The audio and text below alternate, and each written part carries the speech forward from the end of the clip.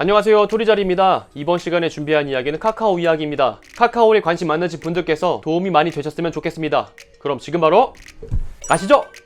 카카오 연매출 4조 1567억원, 영업이익 4,560억원, 당기순이익은 1,670억원, 시가총액 40조 수준, 코스피 시총순위 10위권 내에 제가 별도로 설명드릴 필요 없이 네이버와 쌍벽을 이루고 있는 대한민국의 대표 IT 기업입니다. 자, 요즘 카카오 하시면 다들 하시는 이야기가 바로 액면 분할입니다. 지난달 25일 카카오가 5대1의 비율로 주식을 액면 분할을 진행한다고 공시를 했는데요.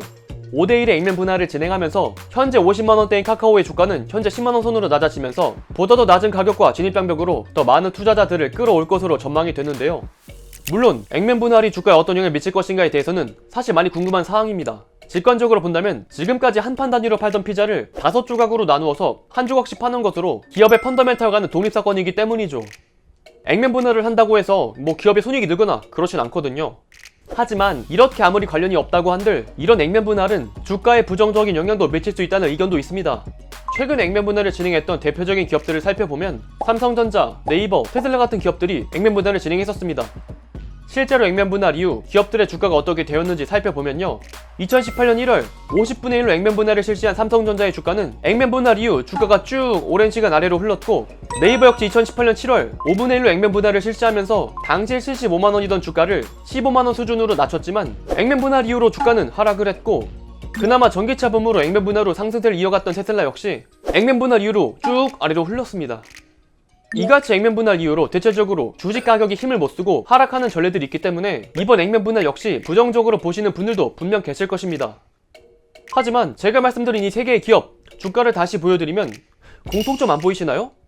액면 분할과는 상관없이 지금 쭉 기업 가치를 잘 평가받고 있습니다. 반도체, IT, 전기차라는 미래 성장성이 돋보이는 포트폴리오로 액면 분할과는 전혀 상관없이 잘 성장하고 있죠. 그래서 이번 시간에 여러분들에게 들려드릴 이야기는 이런 단기적인 예측 불허한 액면 분할은 제쳐두고 정말 카카오의 비전이 액면 분할 이후로도 주가가 꾸준히 상승할 수 있는지 말씀을 드리도록 해보겠습니다. 영상 끝까지 시청해주세요. 우선 카카오가 앞으로도 돈을 잘 벌 수 있는 기업인지 알기 위해서 카카오의 매출 및 이익 구조를 먼저 살펴보도록 하겠습니다. 보여드리는 실적표는 이번 카카오가 발표한 분기별 매출액 및 매출 구성입니다.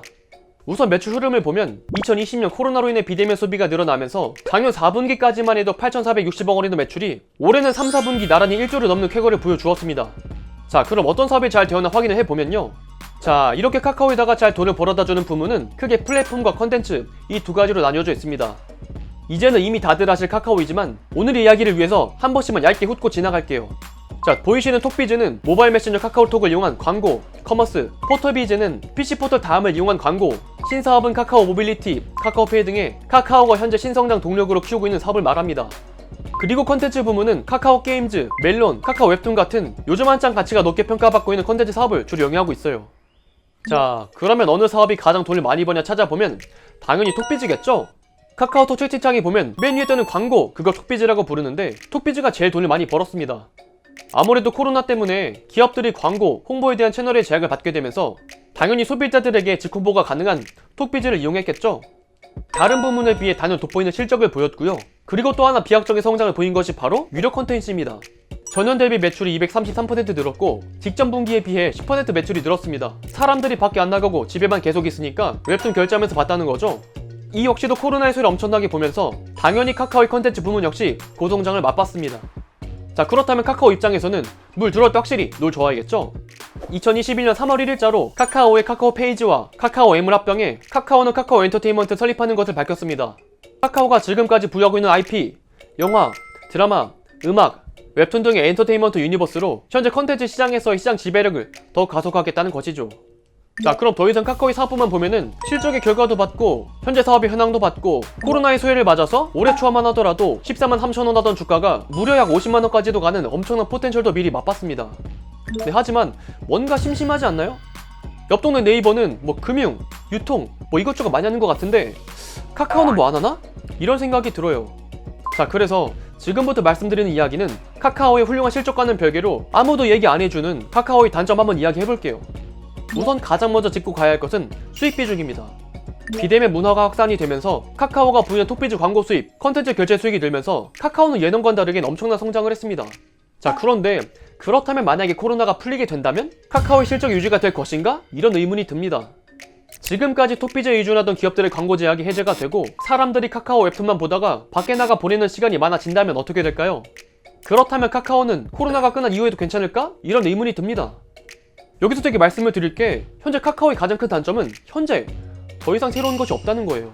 최근 카카오 행보를 보면은 포스트 코로나 때 뭐하지? 생각할 때 카카오 엔터테인먼트 설립 외에 생각나는 것이 없어요. 최근 김범수 회장이 이슈가 되면서 신사업에 대한 보도가 자제되는 것일 수도 있지만 카카오 행보가 지금 너무나도 조용합니다. 이렇게 느낄 수밖에 없는 이유가 바로 대표적으로 비교가 되는 네이버 때문인데요.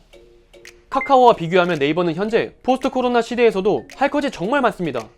지난번 영상에서도 말씀을 드렸지만 이커머스 부문은 네이버 쇼핑을 통해서 대한통운이랑 함께 풀필먼트 서비스로 진화하고 쿠팡이 꿈꾸는 완전한 플랫폼 풀필먼트 사업을 계획 중입니다. 그리고 빅히트와 함께 글로벌 팬덤 플랫폼을 합작을 통해 엔터테인먼트를, 금융 역시 네이버 페이로 시작된 네이버 파이낸셜을 통해서 마이데이터 사업까지 승인을 받으면서 금융 서비스까지 지금 준비를 하고 있죠. 자, 그런 여기까지 들으시고 질문이 오시겠죠? 그런데 카카오도 카카오페이 있잖아요. 자, 카카오는 마이데이터 사업 안 해요? 라는 질문을 주실 분들이 계실 것 같아요. 그런데 사실 이 기점부터가 카카오의 씁쓸한 이야기가 시작이 되는데요.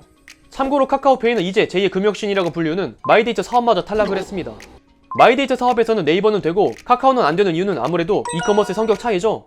우리가 카카오는 친구들 선물 보내줄 때 자주 이용을 하지만 막상 구매력이 강한 물건들을 살 때는 네이버에 가서 검색을 하지 굳이 다음 가서 검색을 하진 않아요. 당연히 카카오페이도 카카오뱅크 있으신 분들 말고는 솔직히 친구 돈 보내줄 때나 쓰지 결제할 때는 잘 쓰지 않아요. 마치 네이버 쇼핑을 통한 네이버 페이처럼 이커머스를 통한 핀테크가 기반이 되어야 하지만 카카오페이는 이런 성격에선 다소 약한 모습을 보일 수밖에 없는 것입니다. 결국 이런 미세한 차이 때문에 금융 비즈니스도 사실상 제자리 걸음을 하고 있어요. 이렇게 카카오의 신성장 동력을 잡고 있는 카카오페이 같은 신사업 부문이 진통을 겪고 있는 가운데 여기서 한술 더 떠서 지금 보유하고 있는 포트폴리오에서도 잡음이 끊이지 않고 있어요. 최근 글로벌 음원 사이트 세계의 멜론이 스포티파이가 국내 진출이 결정이 되었는데요. 하지만 최근에 카카오엠과 국내 음원 서비스에 대한 협상이 난항을 겪으면서 스포티파이가 글로벌 음원 스트리밍 서비스에서 카카오엠의 노래를 빼버리는 상황이 나왔습니다. 이것 때문에 지금 이용자들이 여간 불편을 겪는 것이 아닌데요. 물론 당연히 스포티파이 국내 진출을 위해서라도 어쨌거나 이 상황은 해결될 것으로 보여지지만 스포티파이의 국내 진출이 멜론을 보유한 카카오엠 입장에서는 그다지 달가울 순 없는 입장이에요. 즉 네이버는 지금 풀필먼트 해야 돼, 파이낸셜로 금융사업 해야 돼, 이버스를 팬덤 사업 해야 돼, 최근에 신세계랑 프로젝트 해야 돼, 포스트 코로나에도 지금 할 일이 너무 많은 상황인데 카카오는 지금 너무 조용하단 거죠. 자, 물론 지금까지 이야기를 듣고 이렇게 반론하시는 분들도 계실 것 같아요. 야, 도리자라, 카카오는 애당초 네이버와 근본부터가 다르다. 네이버는 검색 포털, 쇼핑으로 시작한 아마존과 비슷하지만 카카오는 메신저, 게임으로 시작했다. 카카오의 롤모델은 텐센트다. 이렇게도 말씀하실 수 있을 것 같아요. 자, 그렇다면은 텐센트도 게임 회사나 인수하고 IP나 인수하면서 그 외에는 아무것도 안 하고 있을까요? 자, 텐센트의 근황을 말씀을 드리면 텐센트는 작년 11월에 미국의 가상 콘서트 전문 기업인 웨이브의 지분을 사들이면서 요즘 화제가 되고 있는 메타버스 시장에 뛰어들기 시작했습니다. 게다가 최근에는 4차 4종 로봇까지 개발하면서 로보틱스 사업까지 뛰어들고 있어요. 텐센트 역시 사업 포트폴리오를 다각화하면서 포스트 코로나 시대와 앞으로 미래 산업을 준비하고 있는데요. 롤모델인 텐센트와 비교를 해봐도 현재 카카오는 아무리 텐센트와 같은 길을 걷는다고 하지만 텐센트와는 지금 너무나도 차이가 벌어지고 있어요. 자, 물론 제가 여기까지 이렇게 말씀을 드리면은 카카오가 저를 혼낼 것 같긴 한데요. 그렇다고 해서 카카오가 아무것도 안 하고 있는 것은 아닙니다. 최근 글로벌 투자사 칼라이 그룹으로부터 약 2억 달러를 유치하면서 대대적인 모빌리티 서비스를 시행할 것으로 예상이 되고 있는데요. 현재 모빌리티 업계의 가장 큰 화두가 스마트 모빌리티이므로 카카오 역시 이 반열에 더욱 가담할 것으로 예상이 됩니다. 카카오 모빌리티는 기존 카카오티를 통한 자율주행 고도화에 필요한 이동 데이터를 확보하고 있기 때문에 이 기술을 빠르게 자율주행 시대에서 상용화시킬 수 있을 것으로 보여지고 있어요. 그리고 가장 결정적으로 카카오가 최근 매물로 나왔었던 이베이 코리아를 인수에 나설 것으로 보여지면서 가장 단점으로 부각되었던 이커머스를 강화할 것으로 전망이 되고 있습니다. 이베이 코리아는 국내 3위 이커머스 회사로 만약 카카오가 이베이를 인수하게 된다면 네이버, 쿠팡에 이어서 3대 이커머스 기업을 손에 쥐게 되는데요.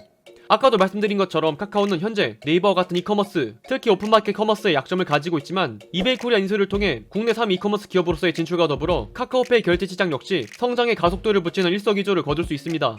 이베이 코리아 인수를 통해 포스트 코로나 시대 이커머스 그리고 부족했던 핀테크를 강화해 탈락했던 마이데이터 사업의 서력전을 재준비해볼 수 있는 기회로 다가올 수 있는 것이죠. 그래서 꼭 이번 이베이 코리아 인수는 카카오가 이끌어낼 M&A로 보여집니다. 다만 현재 거론되는 경쟁자로 신세계가 거론되고 있는 것을 유심히 지켜봐야 합니다. 신세계 역시 스타컴 설립 이후 이커머스로의 전환을 적극적으로 이끌어내고 있기 때문에 신세계도 이베이 인수를 통해 이커머스를 강화할 상황이죠. 적정가 5조로 평가받는 이베이가 누구에게 얼마 인수가 될지는 귀추가 주목이 됩니다.